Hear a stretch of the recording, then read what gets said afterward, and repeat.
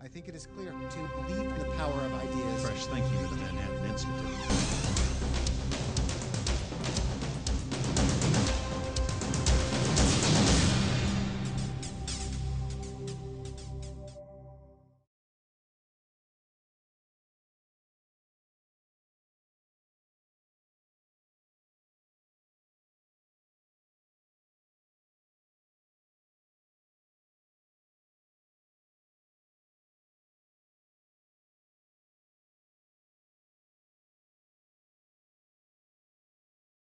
I'm Howard Husock, Vice President for Policy Research at the Manhattan Institute, and welcome to our presentation this morning of the new paper by Mark Mills of our Center for Energy Policy and the Environment entitled Unleashing the North American Energy Colossus.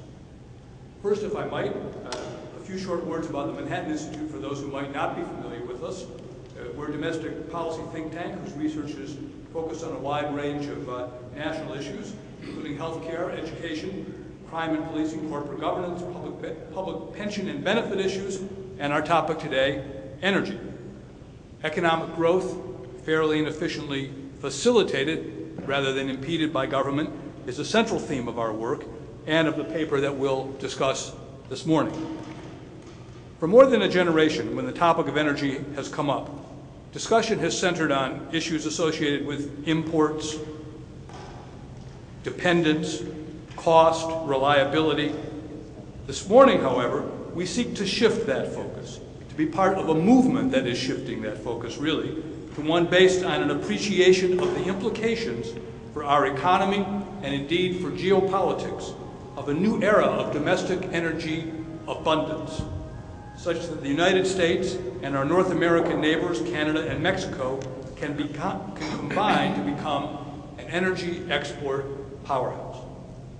Our author and lead speaker this morning, Mark Mills, is a physicist who served in the Office of the White House Science Advisor during the Reagan administration, and today heads his own firm, the Digital Power Group. It's a technology and investment advisory company.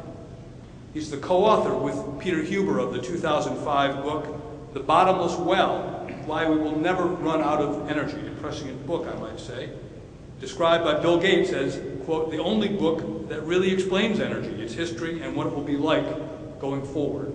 Mark's going to give us the latest chapter in that today. Following his summary of his paper, we will get reaction through a moderated conversation with members of our panel of distinguished discussants on the implications of his ideas for the energy industry, investors, regulators, U.S. foreign policy, and our allies. I should note there are a couple last-minute changes. Rob Gardner from Exxon was called back to Houston, and Alberto Zapanto of the U.S.-Mexico Chamber of Commerce just called us to say he's stuck in California, so we apologize for that. But we have a really outstanding group, including, to my far right, Edward Morris, Managing Director and Head of Commodities Research at Citigroup Global Markets. He's the lead author of the outstanding and influential report, Energy 2020, North America, the New Middle East. Kevin O'Shea, to my left, the head of the political section in the Canadian Embassy here in Washington. He's had a 30-year career in the Canadian Department of Foreign Affairs and International Trade.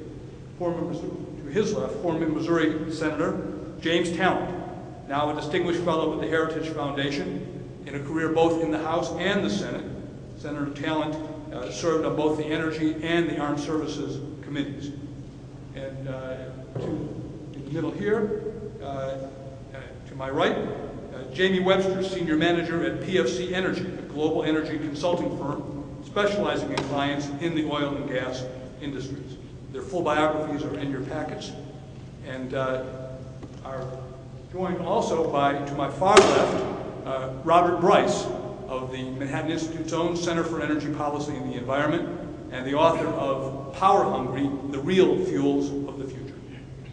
We begin with Mark Mills, and I will then return for a moderated discussion, and then we'll invite your own questions. Mark Mills.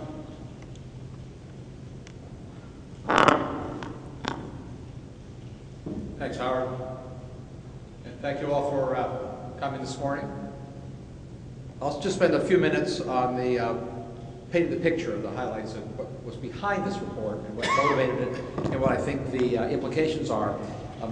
The gentlemen at these tables are, in every respect, in all the areas I'm going to touch on, all more expert than I. I'm a, you know the old expression, a master of no trades, but a jack of all of them. You know, my career, my business, I touch on a lot of areas of technology, energy being the central point of much of my work for decades. So here we are, for those of you, and I assume by virtue of the fact that you're here, you're energy cognoscenti. We're almost on the 40th anniversary of the October 1973 oil embargo. As you all know, that crisis is what sent geopolitical shocks around the world. It increased the cost of oil overnight by 400% and drove the world's economies into recessions. Every White House and every Congress since then has had to deal with that reality of the impacts of increased and significant dependence on energy imports. This has animated policies now for bordering a half a century. But for the first time in all of these decades, we're on the verge of something truly radical.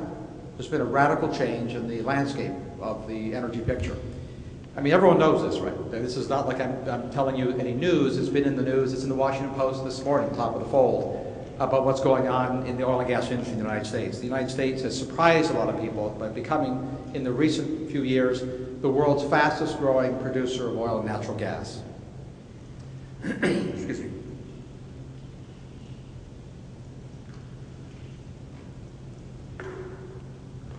This remarkable change, new technologies have reversed a 40-year decline in the production of oil and natural gas in the United States. And it's done in a way that's actually moved the needle, because most things that have happened in the last 4 decades haven't, to use that expression, they have not moved the needle. So what you've seen is a resurgence of enthusiasm about the possibility that the United States could become, finally, energy independent. The problem with that word is that it's too modest. The idea itself of energy independence is not only a too modest an idea, too tepid an idea. It doesn't rise to the opportunity that the technology presents now. It doesn't rise to the opportunity in terms of what we need in our economy and what we need geopolitically.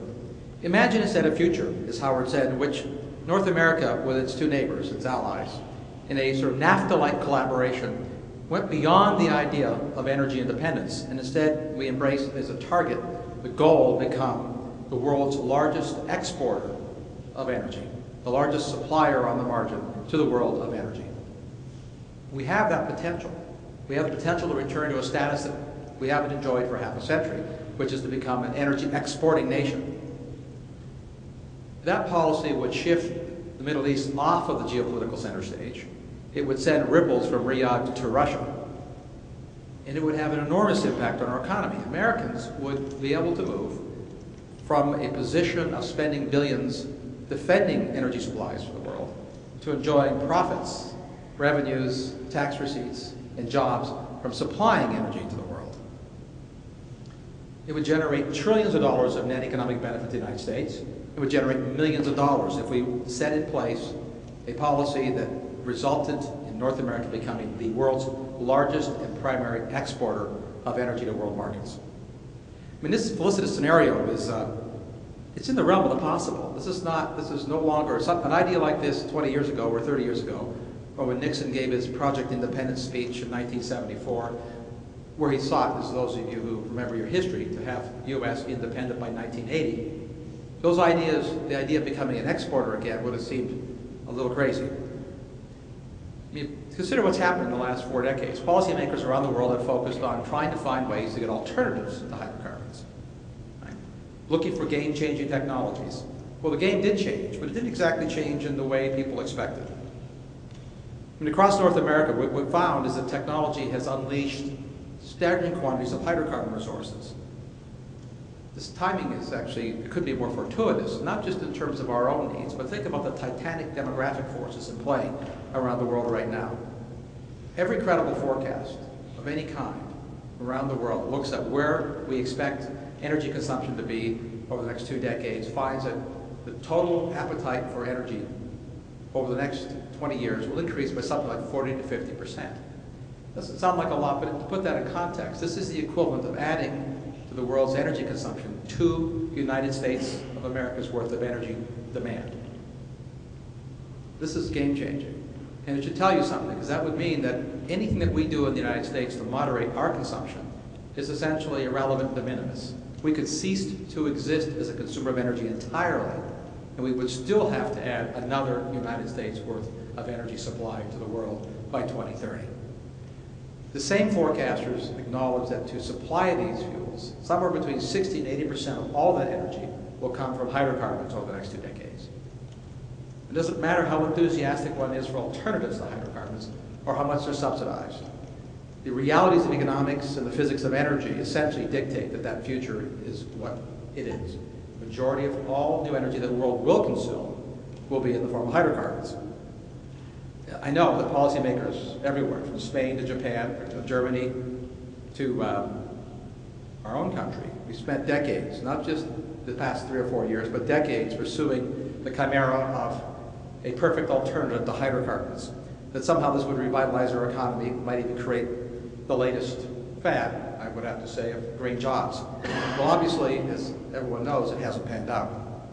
The favored alternatives to hydrocarbons, notably wind and solar, currently supply less than, well, just slightly over 1% of the world's energy. And even optimistic forecasts for 20 years from now don't get them to supplying more than about 5% of the world's energy. So if you want to know where the jobs are, you could use a variant on the Willie Sutton line, right? The jobs are where the energy is. There have been real technology gains in alternatives, of course. Everyone knows that. But it's kind of interesting. Analysts have been operating, the energy analysts and pundits have been operating as if the hydrocarbon industries were in a parallel universe where no advances in the communications and material sciences that have occurred everywhere else just didn't happen in hydrocarbons. Of course that's what's happened in hydrocarbons. The same revolution in the IT sector, the same revolutions that have occurred in material science have also occurred and benefited to the engineers and technologies in the hydrocarbon domains. Let me give you a few examples of what I mean. If we use as a bellwether indicator patents, which is just one measure, and we look at just the last 5 years, there have been about 60,000 patents granted, issued in the alternative energy domains collectively. In the same last 5 years, there have been about 150,000 patents granted in hydrocarbons. It's a profoundly beneficial change in the advance of technologies in hydrocarbon reduction. And it's not just in one area, but one area that would be easiest to characterize as change the game is information technologies. And their impact is broad and deep. It's not just in operations and logistics, which all of us understand, but it's in how we actually manufacture materials, the kinds of fundamental devices and the fundamental materials that you have available to do exploration, production, and conversion. The whole area of information acquisition, data rendering has now become the epicenter of the hydrocarbon industry itself. We've gone from no data associated, no bytes associated with oil and hydrocarbons to megabytes of data per barrel of oil or barrel of oil equivalent produced in the hydrocarbon industry. In fact, Bill Gates gave an interview recently. It was about 2 months ago, if you haven't seen it. It's a long interview on the subject, just on the subject of energy.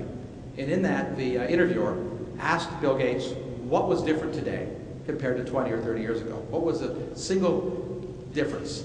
He said the only thing that was really different, and his words were the only thing that was really different, is software. Now I would add to that communications. Software, the information revolution, has profoundly changed the energy sector, and it's what it's changed, as I said, is the hydrocarbon sector. The world will soon generate more data associated with hydrocarbon exploration, development, extraction. There'll be more data traffic associated with hydrocarbons very shortly than the entire internet data traffic was just 3 or 4 years ago. There's an explosion of activity around IC-related, information communication technologies related to hydrocarbons.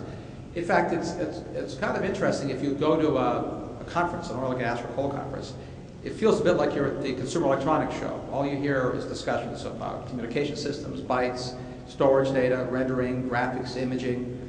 IBM figures that the average hydrocarbon engineer spends anywhere from 30% to 2/3 of their time just doing data mining.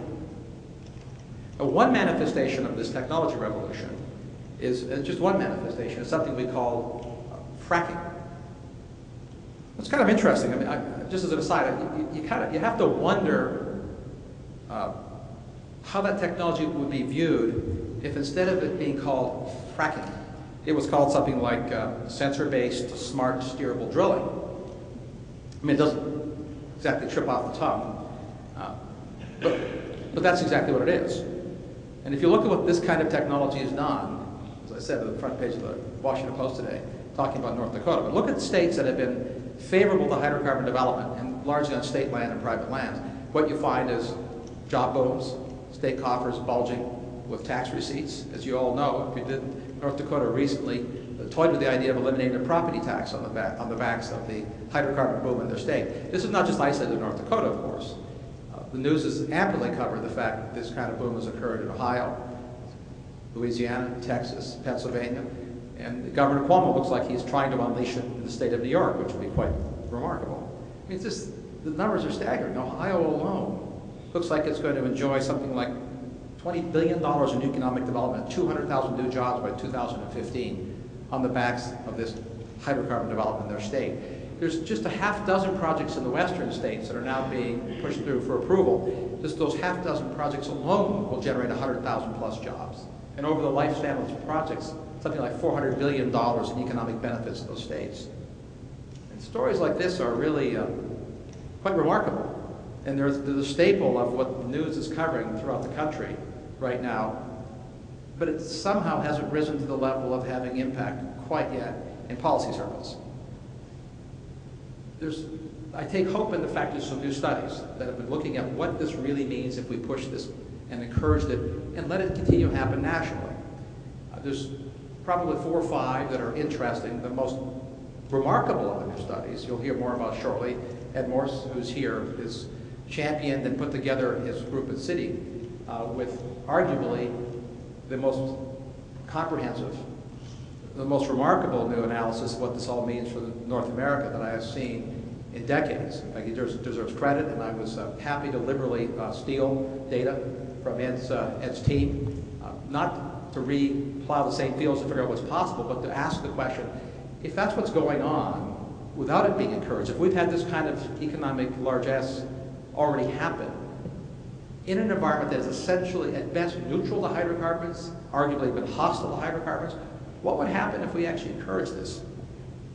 In all the analyses that have been done so far, and Ed could talk more about his, see that the trends we're on now will move us towards the probability that we'll be a net zero importer in the near future. That will, getting there, will generate something like $1 trillion of net receipts to the tax coffers of federal government, states, and local municipalities, and create something like 2 to 4 million new high-paying jobs along the way. But most of them have been focused on the idea of independence. And as I said at the outset, I think that's not enough. It's not enough at the time, it's not enough in terms of what's possible. I mean, this remarkable reversal in our domestic hydrocarbon output, I mean, this is something to grasp and move forward as opposed to simply hope that we can let it just continue to happen. If we were to undertake something like a NAFTA-like collaboration with our North American neighbors, and we actually encouraged and accelerated the development that was underway, that would truly reset the geopolitical landscape. And it would light a fire under job creation and wealth creation. In fact, in aggregate, the kind of development we're talking about, pushing towards an export capability, we actually have the technical capability to produce enough hydrocarbons collectively, by that I mean all 3 flavors, oil, coal, and gas, that we would be supplying more energy to the world than the Middle East does today or would in the future. And that would generate economic benefits that are probably in the range of $7 trillion. These aren't just benefits that are accrued simply to a few people in the oil and gas and coal industry. These are the kinds of activities that ripple out throughout the economy and lift the entire economy of the country. They already lift the entire economy of the states. It doesn't just help those in that business. It ripples out and it improves the fortunes of R&D operations. It improves basic investments. It brings money to universities. It brings money to welfare programs. The wealth that's generated ripples out broadly throughout the economy. So the number that I'm citing of roughly $7 trillion are estimates based on what happens when you push this kind of development in high-value, high-paying industries. But obviously the key to converting this resource base we have, and I should just briefly point out that a lot of people have asked me, do we have the resources? Are there enough hydrocarbon resources in North America? The USGS and geophysicists have known for a long time that North America has a lot of physical resources. We have something like 10,000 billion barrels of oil equivalent hydrocarbon resources. We consume about 20 billion barrels of oil equivalent energy a year. So we obviously we don't even come close to consuming the physical resource base. Resources are converted into useful reserves by technology. And that's exactly what's happened in the last 5 years. Technology has been to unlock these staggering quantities of resources. The total resource base in North America is at least 4 times bigger than the total resource base in the Middle East. The quantity of available energy here is staggering. It simply needs to be unlocked by technology and, of course, by policy. It is obvious, particularly to everybody in this town, that unlocking these kinds of capabilities, not only to get more energy but to export it, will require a significant shift in thinking about not just the concepts of import dependence and moving towards an idea of export leadership, but also requires unshackling industry to get away from a ball and chain mentality of regulations, and also to think in terms of how we capture the ability of the private sector to make these kinds of investments, because importantly, these are private sector investments, not public sector investments. It's a radical idea to say we should move towards exports instead of being an import-dependent nation. I understand that. But the facts are on our side. The opportunity is there. Peter Drucker, the famous and brilliant management consultant, used to like to say that he only predicted what had already happened. And by that he meant he looked at deep and fundamental demographic trends. The fundamental demographic trend we know is in play is that the world is growing in population outside of our borders. The economies of the world are growing, even during this brief recession, which will eventually end. And the future that's already happened is that the world will consume vastly greater quantities of hydrocarbons in the future. The only question that's on the table is how much more and who will supply them? Who will enjoy the geopolitical and economic benefits of supplying them? We have the opportunity to do that, to seize the leadership position of doing that in this country over the next 2 decades. We can make the decision to do it, or we can make a decision to do nothing, which is, of course, an affirmative decision in the sense that we have made the decision to abandon an opportunity. I have to say, from my perspective, looking at the long stride of history and looking at where we are in terms of a nation that craves jobs and tax receipts, I would think it would be unconscionable to at least not consider putting into place policies that could capture trillions of dollars of economic value to our country, reset the geopolitical landscape, and create millions of high-paying jobs.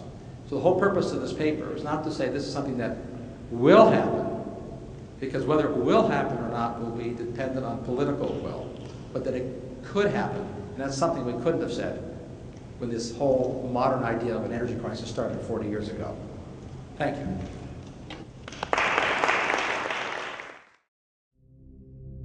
I think it is clear how fortunate we are to believe in the power of ideas. Supply the common sense and the fresh thinking of the Manhattan Institute.